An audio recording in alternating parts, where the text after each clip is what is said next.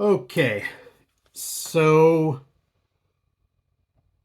wanted to go over the basics of the EliteDesk 800 G2 Mini. For those that just want some basic information about them, maybe they already have one of the other types of units and they're considering getting a G2. Maybe you're getting right into the EliteDesk market and just wondering what this is. I just wanted to go over some, basic info on them. This comes in two models. There comes in the 35 watt and the 65 watt. Basically, the difference being the type of processor. This particular unit is a 35 watt, so it uses a T processor, where with the others, it just doesn't have a T at the end. You will need a 90 watt power supply if you want to go with the 65 watt units, and you'll need a 65 watt for power supply for the 35 watt unit. Metal. The front of the units come with USB-C. You've got your USB-A, headphone jack, microphone jack, that sort of thing. Power. Around the back, you've got, this is where the Wi-Fi antenna is. You got DisplayPort, VGA. These are standard. This port can be switched out. This particular one, I have it with the HDMI. You can also get VGA. You can also get another display port. That's an add-on board that you can purchase later. Thumb screw to open. 4 of the USB-A. This is an Intel 1 gigabit network port, and this is where you connect your power. The 65 watt, this particular cover is vented. Let me show you that. Here's the example of the 65 watt. It also has a different heat sink, which is copper. This is all designed because the particular CPUs that run in these run hotter than the ones that are in the 35 watt. Open it from the back with a thumb screw. Slides forward.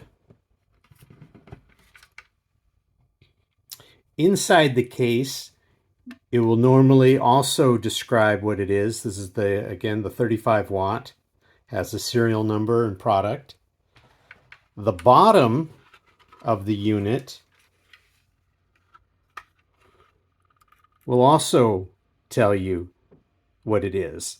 35 watt, 65 watt, that it's a G2 Mini.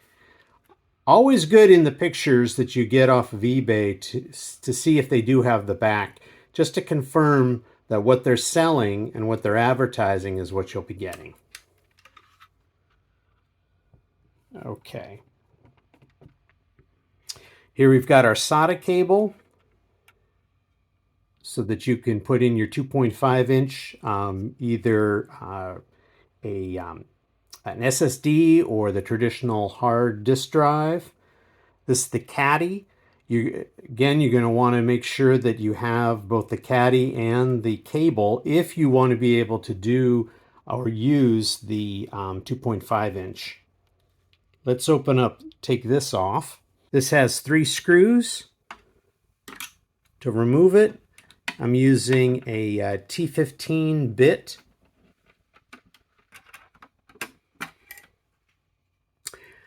If you were purchasing a 65 watt, this little piece here would be gone, and instead you would have an additional fan that would be connected on here. This here on the heat sink, this is aluminum, so it's more a silvery color. It will be a copper color on the 65 watt. Underneath here, we've got our Wi-Fi card with the Wi-Fi antenna. Not all units come with the Wi-Fi card or the antenna. Another thing to look for, because oftentimes if you don't see this little nub on the back, it may have fallen off, but it could also indicate that there is no Wi-Fi antenna. So that's something to look for when you're purchasing. This is where your M.2 would go. You can also use the old school with the SATA M.2 drives too. This will accommodate a 2280. Under here, this fan is where you're going to find your DIMM modules. These take DDR4. You can put up to 32 gig of memory. I would suggest always putting these in sets of 2, same size. That way you get the dual channel. Under here, after you take out these 3 screws, you can get to the CPU. The highest CPU that these will take is an i7 6700, either the normal or the T version.